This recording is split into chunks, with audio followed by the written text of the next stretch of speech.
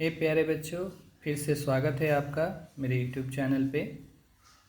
जैसा कि मैंने आपसे कहा था कि कक्षा 8 के विज्ञान की प्रकाश का खेल का चैप्टर हम लोगों ने आधे पे छोड़ा था। उसी आधे को पूरा करने के लिए इस वीडियो में हम मानव नेत्र से रिलेटेड पढ़ेंगे। तो चलिए शुरू करते हैं। आज का जो चैप्टर है वो पेज नंबर 150 है। आप सब अपनी किताबों को खोल लीजिए और वीडियो को सुनिए और देखिए, समझिए और आपको समझ में आएगा। तो आज हम पढ़ने वाले हैं मानव नेत्र के बारे में। उससे पहले थोड़ा सा ये मैं समझा दूं कि मानव नेत्र कैसा दिखता है। ये मानव नेत्र तो ऐसे आपका ये आँख है बाहर से देखने में, लेकिन इसका जो संरचना है वो इस तरह से रहता है। यहाँ पे आप समझेंगे कैसे। ये नेत्र लेंस है। सबसे पहले तो जो पार्ट हमें दिखता है वो कहलाता है कॉर्निया। कॉर्निया ही वो हिस्सा होता है जो प्रकाश की किरणों को आने और जाने देता है, जिसके कारण से हम किसी वस्तु को देख पाते हैं। तो कॉर्निया सबसे इम्पोर्टेंट चीज़ है। अगर नेत्र दान किया जाता है तो कॉर्निया ही दान दिया जाता है, न कि पूरा नेत्र मतलब पूरा आँख। ठीक है, तो कॉर्निया हो गया। कॉर्निया के बाद पुतली पाया जाता है और पुतली के ठीक अंदर नेत्र लेंस होता है जो वस्तु को उसके आकार के हिसाब से इमेज बनाता है, मतलब प्रतिबिंब बनाता है और हमें देखने में सहायता करता है। आइरिस होता है जो पुतली को घटाता और बढ़ाता है, और सिलेरी मसल है जो लेंस की सामंजस्य क्षमता को बढ़ाता है। आइए आपकी किताब के माध्यम से हम समझते हैं, जानते हैं। हमारी आँख लगभग गोलाकार होती है जिसका बाहरी आवरण सफ़ेद होता है। सफ़ेद भाग कठोर होता है ताकि आंतरिक भागों में या भागों का दुर्घटनाओं से बचाव कर सके। जैसे कहीं हम लोग कीड़ा ओड़ा जो पड़ जाता है, डस्ट पार्टिकल आ जाते हैं, कीट पतंग अगर आके आँखों में टकराते हैं तो उनसे ये कठोर पार्ट, जिसको सफ़ेद वाला हिस्सा जो आँखों में आपको दिखता है, वो बचाने के कार्य करता है। इसके पारदर्शी का भाग जो होता है कॉर्निया कहलाता है। पारदर्शी मतलब जो प्रकाश की किरणों को आने जाने दे, ये पारदर्शी होता है, इसको हम कॉर्निया कहते हैं। कॉर्निया के पीछे गहरे रंग की पेशियों की संरचना होती है। काला, नीला, पीला, जैसा भी आँख रहता है वैसा वो रंग की होती है, जिसको हम परितारिका कहते हैं।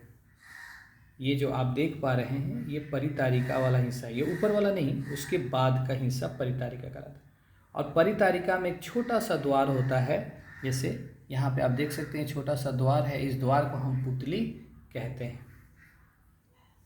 पुतली के आकार को परितारिका नियंत्रित करते रहती है। परितारिका, आइरिस को परितारिका कहते हैं। तो ये जो आइरिस है ये इसको घटाती और बढ़ाती है। जैसे अगर आप छत पर जाते हैं, खूब धूप है, खूब रोशनी है, तो आपकी आंखें थोड़ी सी सिकुड़ जाती है क्योंकि प्रकाश की किरणें बहुत ज़्यादा आंखों में चल जाती है। फिर आप अंधेरे में आते हैं तो आपकी आंखें खुल जाती है। तो ये काम कौन कराता है? तो पुतली ही खोलती है और बंद करती है। पुतली के आकार को परितारिका नियंत्रित करती है। परितारिका आँख का वह भाग है जिसमें आँख का रंग निर्धारित होता है, यानी कि यही काला नीला दिखता है। परितारिका नेत्र में प्रवेश करने वाले प्रकाश की मात्रा को नियंत्रित करता है, कितना जाना है और कितना कम जाना है। अगर ज़्यादा लाइट जाना है तो आंखें पूरी तरह खुल जाएगी, और अगर कम लाइट जाना है तो आंखें सिकुड़ेगी थोड़ी सी। पुतली के पीछे एक लेंस होता है जो बीच में मोटा तथा किनारे पर पतला होता है, जिस लेंस को हम कहते हैं, कौन सा लेंस? उत्तल लेंस कहते हैं। उत्तल लेंस। कौन सा लेंस होता है बाबू? उत्तल लेंस। उत्तल लेंस जो है बीच में मोटा होता है और किनारे पे पतला होता है। बीच में मोटा है और किनारे पे पतला है। यही लेंस आँख द्वारा देखी जाने वाली वस्तु का प्रतिबिंब दृष्टिपटल पर बनाता है। अब ये दृष्टिपटल कहाँ है? तो ये दृष्टिपटल यहाँ पे होता है। यहीं पर इससे चलने वाली प्रकाश पहुँचती है और यहीं पर आकृति बनता है जिसको हम देख पाते हैं। हमारा आँख देखता है और उसको दिमाग में भेजता है, जिससे हम समझ पाते हैं कि हमने क्या देखा। दृष्टिपटल अनेक तंत्रिका कोशिकाओं का बना होता है जिसके द्वारा अनुभव की गई संवेदनाओं को दृक् तंत्रिकाओं द्वारा मस्तिष्क तक पहुंचाया जाता है। ये जो तंत्रिकाएं हैं ये दृष्टि पटल पर जो भी चीज़ बनेगी उसको ले जाकर दिमाग को देगी, जिससे हमें समझ में आता है कि हमने क्या देखा। अब आते हैं तंत्रिका कोशिकाओं, दो प्रकार की होती है। तंत्रिका कोशिका दो का होता है, एक शंकु और एक शालकाय। शंकु जो है ये तीव्र प्रकाश की सुग्राही होती है, मतलब इसके पास लाइट रहता है और रंगों का सूचनाओं भी ये भेजता रहता है कि हमने कौन सा कलर देखा। सॉरी। शालकाय मंद प्रकाश के लिए सुग्राही होती हैं, धीमी गति में। तो जब जैसे रात को हम लोग जब देखते हैं ना तो कम लाइट रहता है, तो ये मंद प्रकाश में हमारी ब्रेन के पास तंत्रिका के दृष्टिपटल पे जो भी चीज़ बनता है उसको भेजती है।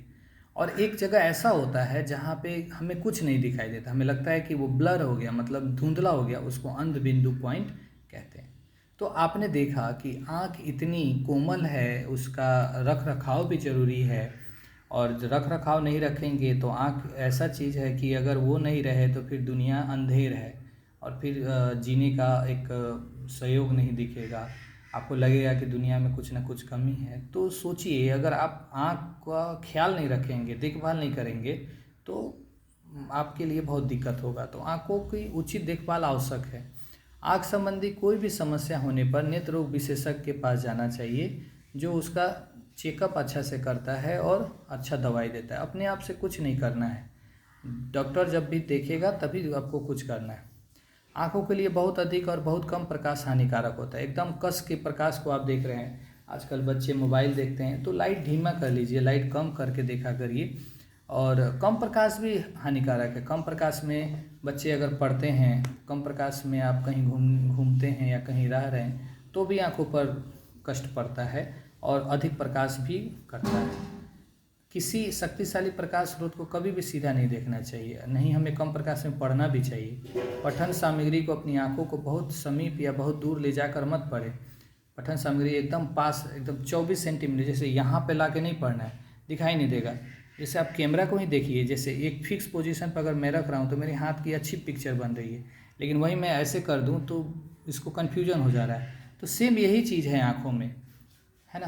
तो हमें समझना है, अपनी आँखों को कभी मत रगड़िए, गंदा होने पर स्वच्छ जल से धोइए, धूल कण पड़ जाए तो स्वच्छ जल से धोइए। हाथ में गंदगियाँ रहता है इसीलिए रगड़िए मत, क्योंकि गंदगी हाथ में से आँखों में भी जा सकता है। धोने के बाद सुधार ना हो तो डॉक्टर से मिलिए, यदि परामर्श दिया गया है, और उचित चश्मे का प्रयोग कीजिए। अगर आपको लगता है कि अब चश्मे का प्रयोग ज़रूरी है तो आप चश्मे का भी प्रयोग करिए, नहीं तो उसके अतिरिक्त आप आहार में विटामिन युक्त खाना जरूर शामिल करिए, जैसे गाजर, फूलगोभी, पालक, दूध, अंडे, फल इत्यादि सेवन करिए। और विटामिन ए की कमी से होने वाले रोग, जो जिसको हम लोग आँखों की रोशनी कम हो सकती है, जिसे रतौंधी कहते हैं, उससे आप बचिए। पीले रंग के फल, सब्जी, पपीते, कुम्हड़ा इत्यादि का सेवन करिए। अब आपने ऐसे आसपास आपने देखे होंगे जो ठीक से नहीं देख पाते होंगे, कुछ बिल्कुल नहीं देख पाते होंगे, कुछ रात के समय नहीं देख पाते होंगे, उनकी सहायता करिए, उनको समझाइए। आइए, दुनिया में ऐसे भी लोग हैं जो अंधे थे और वो भी पढ़ना लिखना चाहते थे, तो उन्होंने कैसे पढ़ा। वो कोई बीमारी से अपना रोशनी खो देता है, ऐसे व्यक्ति स्पर्श या ध्वनियों से ध्यानपूर्वक सुनकर कार्य करते हैं। कुछ लोग, इनमें बच्चे सम्मिलित होते जो आंखों से स्पष्ट नहीं देख पाते, उनकी क्षमताओं को विकसित करने में मदद करते हैं। ये संसाधन दो प्रकार का है, एक है अप्रकाशिक साधन जिसमें प्रकाश नहीं होता है, इसे हम ब्रेल स्लेट, ब्रेल लिपि युक्त कागज़ कहते हैं, और प्रकाशिक साधन जिसमें चश्मा और लेंस होता है। प्रकाश, जैसे कोई एक अंधा होता है जो थोड़ी थोड़ी देख पाता है और बाकी नहीं देख पाता है, तो ऐसे सिचुएशन में हम उसको प्रकाशित साधन चश्मा या लेंस लगा देते हैं, लेकिन वो जो देख ही नहीं पाता है उसके लिए ब्रेल स्लेट है। ब्रेल स्लेट और ब्रेल लिपि युक्त लुइस ब्रेल नाम के एक व्यक्ति ने खोजी थी और 1821 में दृष्टि निषक्त व्यक्तियों के लिए एक पद्धति विकसित की। उस वर्तमान पद्धति 1932 में अपनाई गई। समान भाषाओं में गणित वैज्ञानिक विचारों के लिए ब्रेल कोड है। इस पद्धति में 63 बिंदुकृत पैटर्न हैं जिनकी सहायता से दृष्टि निषक्त लोग सीख पाते हैं। इस तरह से दृष्टि निषक्त व्यक्तियों के लिए भी ब्रेल कोड है, जिसको हम ब्रेल लिपि कहते हैं, और इस माध्यम से वो भी पढ़े लिखे हैं। बहुत लोग हैं जो पढ़ लिख लेते हैं। अभी हाल फिलहाल में एक पिक्चर आया था श्रीसन, वो पढ़े लिखे थे, अंधे थे, और वो ब्रेल लिपि के माध्यम से बहुत पीएचडी तक किए उन्होंने। तो कहानी पढ़िए उनका, वो भी अच्छा है। और इस तरह से ये आपका जो चैप्टर है पूरी तरह से समाप्त हो गया। अगर इस चैप्टर को समझने में आपको किसी लाइन में दिक्कत हुई होगी तो आप कमेंट करिए, हम उस लाइन को ज़रूर आप तक पहुंचाएंगे।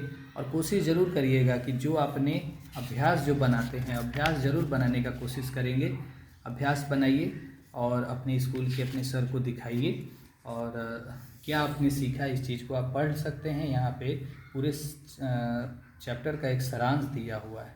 तो वीडियो कैसा लगा आप कमेंट में ज़रूर बताएं और लाइक करें, शेयर करें, सब्सक्राइब करें। धन्यवाद।